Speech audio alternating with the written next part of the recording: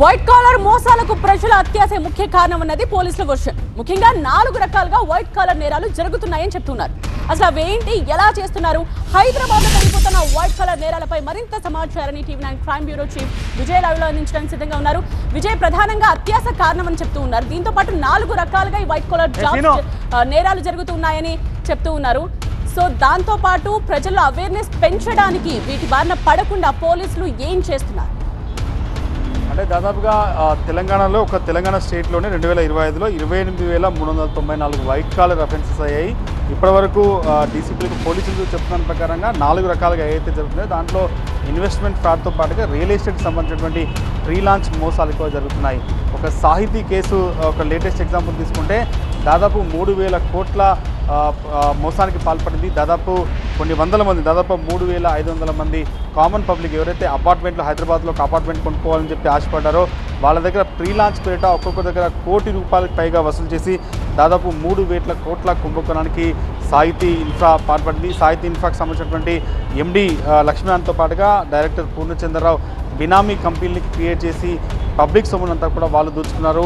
ఇప్పటికీ కేసులో ఛార్జ్షీట్ దాఖలు చేసిన పోలీసులు 3,000 కోట్ల కుంభకోణం జరిగింది. దీంట్లో సామాన్య ప్రజలు, మధ్యతరగతి, చిన్న ఉద్యోగాలు చేసుకుంటూ హైదరాబాద్లో ఒక సొంత ఇల్లు ఉండాలి, ఒక ఫ్లాట్ ఉండాలని చెప్పి ఎవరైతే ఆశపడ్డారో అట్లాంటి వాళ్ళు దాదాపుగా 3,500 మంది మోసపోయినట్టుగా చెప్తున్నారు.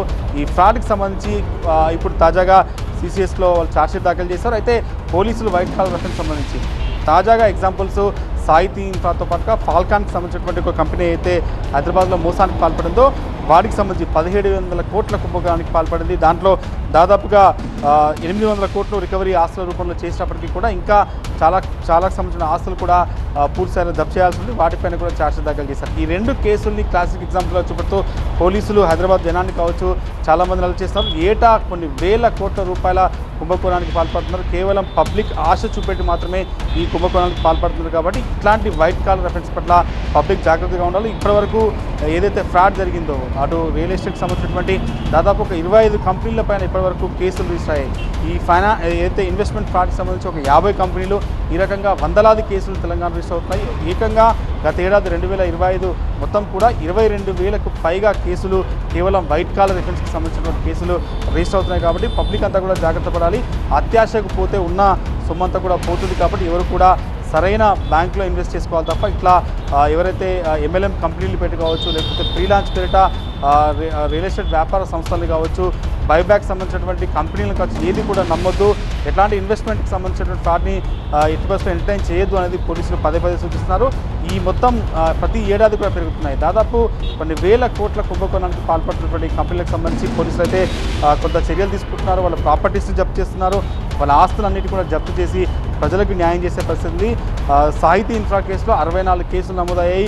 చాలామంది బాధితులు ఒక సంఘంగా ఏర్పాటు కూడా సాహితీ పైన కొట్లాడుతున్నారు. వాళ్ళ ఆస్తులు అయితే సీజ్ అయ్యాయి. కానీ చివరికి డబ్బులు ఏవైతే చిన్న కష్టాలు చేసి డబ్బులు చిన్న ఫ్లాట్స్ కావచ్చు, అపార్ట్మెంట్స్ కొనుక్కోవాలనుకున్న వాళ్ళకి సంబంధించినటువంటి ఆశ చూసే వీళ్ళు మోసాలు పాల్పడుతున్నారు. కాబట్టి పబ్లిక్ అలర్ట్గా ఉండాలని మాత్రం పోలీసులు సూచిస్తున్న పరిస్థితి కనిపిస్తుంది.